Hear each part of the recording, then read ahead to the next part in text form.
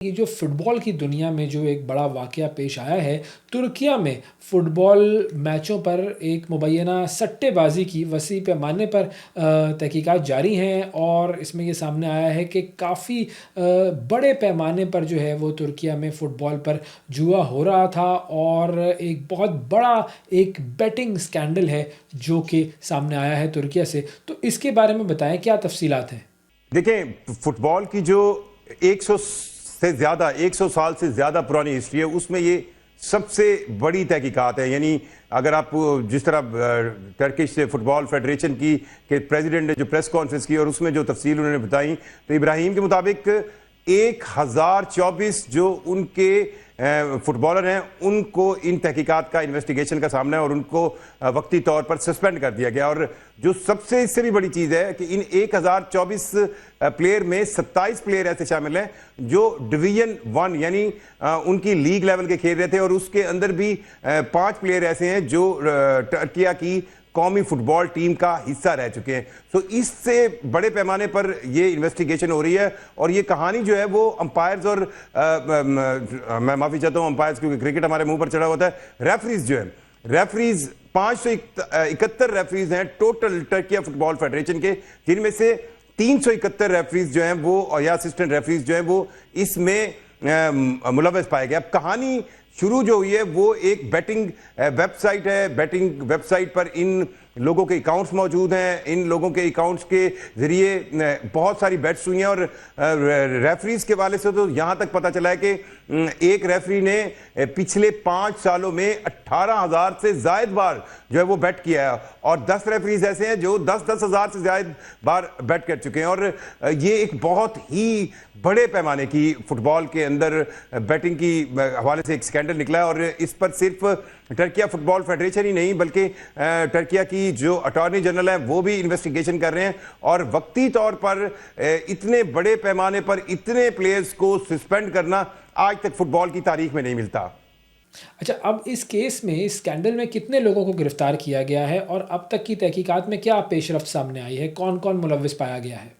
देखिए, इसमें जो गिरफ्तारियां हैं वो बहुत अहम है। इस गिरफ्तारी में सबसे अहम एक उनके मेजर क्लब के चेयरमैन की गिरफ्तारी है और साथ साथ एक ऐसा शख्स भी बताया जा रहा है जिसका लिंक डायरेक्टली फुटबॉल से नहीं है लेकिन वो फैसिलिटेटर था, फ्रंटमैन था, उसकी भी गिरफ्तारी हुई है।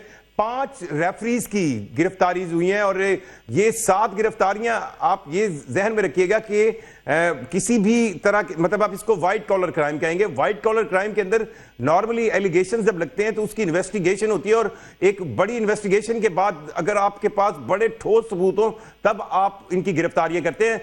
सो अगर इन 7 अफराद को गिरफ्तार किया गया, इसका यह मतलब है कि प्रोसिक्यूशन के पास इतने कंक्रीट, इतने मजबूत, इतने सॉलिड जो प्रूफ्स मौजूद हैं जिनकी बुनियाद पर इनको गिरफ्तार किया गया है।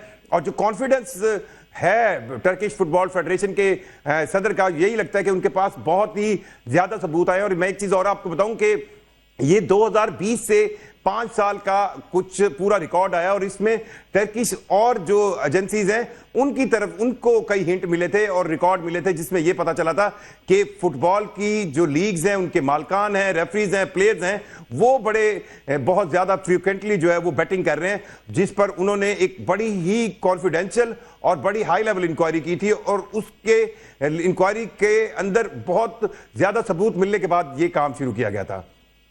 और ये जो तहकीकात का अमल है उसमें फुटबॉल मैचेस कितने मुतासिर हुए हैं और फौरी तौर पर हल क्या निकाला गया है? देखिए, जो फुटबॉल की जो विंटर विंडो होती है, जो टर्किया के अंदर मौजूद विंटर विंडो है, वो 5 जनवरी से लेकर 10 फरवरी 2026 तक जो है वो जानी थी। अब टर्किश फुटबॉल फेडरेशन ने फीफा को एक खत लिखा है जिसमें उन्होंने 15 दिन की मोहलत चाहिए और ये कहा गया कि ये 15 दिन के लिए जो है उनका जो विंटर विंडो है इसको जो है एक्सटेंड किया जाए। अब ये भी एक बहुत मुश्किल काम है क्योंकि ये वो टाइम होता है जब पूरे यूरोप के अंदर फुटबॉल लीग्स और खास तौर पर जो यूरोपियन लीग्स हैं वो चल रही होती हैं और उनको एक पूरा बड़ा टाइट शेड्यूल कैलेंडर होता है। लेकिन क्योंकि ये मामला जो है वो आप कहें कहें एक ऐसा मामला है जिसकी सेंसिटिविटी से फीफा भी वाकिफ है, और फीफा कोशिश करेगा कि वो इस विंडो को जो है थोड़ा सा एक्सटेंड करे, क्योंकि जिस पैमाने पर ये प्लेयर्स, मतलब अगर 1024 प्लेयर हैं तो इससे आप ये अंदाजा लगा लें कि उनके पास अब क्लब्स के पास खेलने के लिए कोई कौन मैसर होगा। सो इन 1024 प्लेयर प्लस 371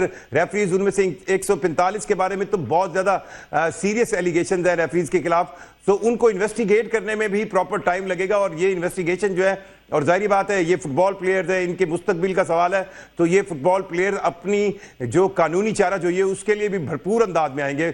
सो उस लिटिगेशन के प्रोसेस को कंप्लीट करने में भी टाइम लगेगा। बहरहाल जो विंटर विंडो है टर्किश फुटबॉल की, उसको 15 दिन के लिए एक्सटेंशन मांगी है, जो नॉर्मली 5 जनवरी से लेकर 10 फरवरी तक जो है उसको फीफा कैलेंडर के मुताबिक अलाउ किया गया था।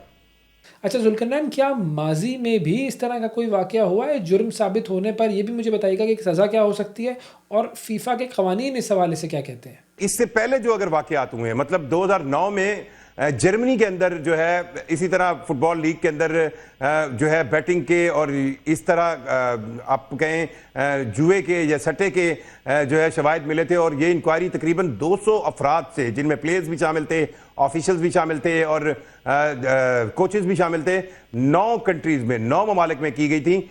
और खास तौर पर आपको 1 साल पहले चाइनीज फुटबॉल फेडरेशन ने भी इसी तरह की तहकीकात की थी और बड़े पैमाने पर लोगों को मुलव्वस पाया था। तो 2 आर्टिकल्स हैं फीफा के, एक तो आर्टिकल 27 है जिसके तहत अगर कोई भी फुटबॉल से link player, coach, staff, sporting staff जो या भी कोई रेफरी जो है वो अगर बैटिंग में इन्वॉल्व मिलता है तो उस पर ज्यादा से ज्यादा 3 साल का बैन और तकरीबन $1,25,000 जो है वो जुर्माना हो सकता है। लेकिन ये जो टर्किश फुटबॉल फेडरेशन का मामला है, इसमें खुद रेफरेंस दिया है टर्किश फुटबॉल फेडरेशन ने article 57 FIFA code of conduct का, और इस 57 आर्टिकल के तहत किसी भी प्लेयर, कोच या रेफरी के मुलव्वस होने पर उस पर 8 महीने से लेकर 12 महीने यानी 8 माह से लेकर 1 साल की पाबंदी आयद हो सकती है। और अगर इसमें जो लोग मुलव्वस निकलते हैं तो उन पर 1 साल की मैक्सिमम पाबंदी लग सकती है। और काफी लोग हैं जो इसमें मुलव्वस होंगे, क्योंकि इस बड़े पैमाने पर जिस तरह टर्किश फुटबॉल फेडरेशन के सदर भी कह रहे हैं कि उनके पास सबूत हैं, अकाउंट्स की डिटेल्स हैं और जिस तरह की गिरफ्तारियां भी हुई हैं, सो इससे लगता है कि उनके पास सबूत काफी हैं। और अगर ये होता है तो ये एक लिहाज से तो टर्किश फुटबॉल के लिए बड़ा ही आप कहें एक ऐसा कदम होगा जिसमें उनके पास बहुत बड़ी प्लेयर्स की ढेर जो है वो पीछे चली जाएगी, लेकिन इखलाकी मोरालिटी अंदाज में उनकी बहुत बेहतरी आएगी। पहले इस्लामाबाद खुदकुश हमले के बावजूद श्रीलंका की टीम जो है उसने मैच खेल रही है। अब ट्राई नेशन सीरीज़ और पाकिस्तान श्रीलंका की जो वनडे सीरीज़ है उसका शेड्यूल थोड़ा तब्दील किया गया है। अब अगर ये ट्राई सीरीज़ नहीं होती तो पाकिस्तान को कितना नुकसान होता? अब तो हो रही है, अल्लाह का शुक्र है, लेकिन कितना बड़ा नुकसान था जिससे हम बचे हैं? देखें, ये जो वाकया हुआ, मतलब आप देखें जब G11 कचहरी के अंदर खुद कुछ धमाका हुआ है, उससे चंद मिनट बाद जो है श्रीलंकन टीम को रावलपिंडी क्रिकेट स्टेडियम में पहुंचना था पहले वनडे खेलने के लिए। और आपको भी वैस भाई पता है कि 2009 मार्च के अंदर जो पाकिस्तान लाहौर के अंदर कजाफी स्टेडियम में श्रीलंकन टीम पर लिबर्टी चौक के जब जाते हुए कजाफी स्टेडियम लिबर्टी चौक पर हमला हुआ था, वो भी श्रीलंकन टीम थी और उनके प्लेयर्स जख्मी हुए थे, टीम मेंबर। सो ये एक नेचुरली था उनकी तरफ से रिएक्शन आना। और जब पहला वनडे खत्म हुआ तो उस रात 8 प्लेयर्स ने अपने मैनेजर को अपने कंसर्न शो किए, क्योंकि उनकी फैमिलीज की कॉल आ रही थी। मैनेजर ने श्रीलंकन क्रिकेट बोर्ड से राब्ता किया, और जब ये खबर बाहर आई तो ये एक ऐसा पॉइंट था जिस पर अगर श्रीलंकन टीम या उसके कुछ प्लेयर्स वापस चले जाते तो आप एतराज नहीं कर सकते थे, क्योंकि वो पहले भी दहशतगर्दी का निशाना बन चुके हैं। लेकिन आउट ऑफ द बॉक्स आप कहेंगे मोहसिन नकवी को इसमें क्रेडिट देना चाहिए, और खुद फील्ड मार्शल जो है आसिम मुनीर के बारे में बताया जा रहा है कि उन्होंने श्रीलंकन वजीर दिफा से भी राब्ता किया और एक बहुत ही हाई लेवल पर जो है पाकिस्तान और श्रीलंका की गवर्नमेंट्स के दरमियान इस चीज पर उन्हें कॉन्फिडेंस में लिया गया। फिर 1.5 घंटा तक मोहसिन नकवी खुद प्लेयर्स के साथ रहे, उन्हें यकीन दिलाया कि मैं वजीर दाखिला भी हूं, मैं खुद निगरानी करूंगा। सो इस पूरे मामले में अगर खुदा न खास्ता कोई प्लेयर वापस चले जाते और अगर ये टीम वापस चली जाती तो पाकिस्तान की क्रिकेट 15 साल पीछे वही 2009 वाली कंडीशन में होनी थी। और 2009 के वाकये के बाद हमें तकरीबन 5-6 साल लगे पाकिस्तान के अंदर इंटरनेशनल क्रिकेट की वापसी की। सो ये एक बहुत सेंसिटिव मामला था। और इसी सेंसिटिविटी को देखते हुए अब जो ट्राई नेशन का पाकिस्तान, जिसमें मेजबान है श्रीलंका और जिम्बाब्वे की टीम, तीनों ने जो है वो T20 टूर्नामेंट खेल रहा था और इसके आखिरी मैचेस जो थे वो कज़ाफ़ी स्टेडियम लाहौर में थे। अब उनको भी रावलपिंडी के स्टेडियम में इसलिए शिफ्ट कर दिया गया कि सिक्योरिटी मेजर जो है उनको और ज्यादा फुल प्रूफ कर दिया जाए, क्योंकि टीम की मूवमेंट जो होती है, चाहे वो विद इन सिटी हो, चाहे वो एक शहर से दूसरे शहर में हो, वो ज्यादा सेंसिटिव होती है। तो इस सेंसिटिविटी को और ज्यादा जो है इस पर सिक्योरिटी इंतजाम किए गए और अब तमाम तर टूर्नामेंट जो है वो रावलपिंडी में होगा। और इस टूर्नामेंट की सिग्निफिकेंस जो है वो कई लिहाज से बहुत ज्यादा है। क्रिकेट के लिहाज से भी, पाकिस्तान के जो इलाकाई मामलात हैं उनके लिहाज से भी, और पाकिस्तान के T20 वर्ल्ड कप आने वाले उसके लिहाज से भी।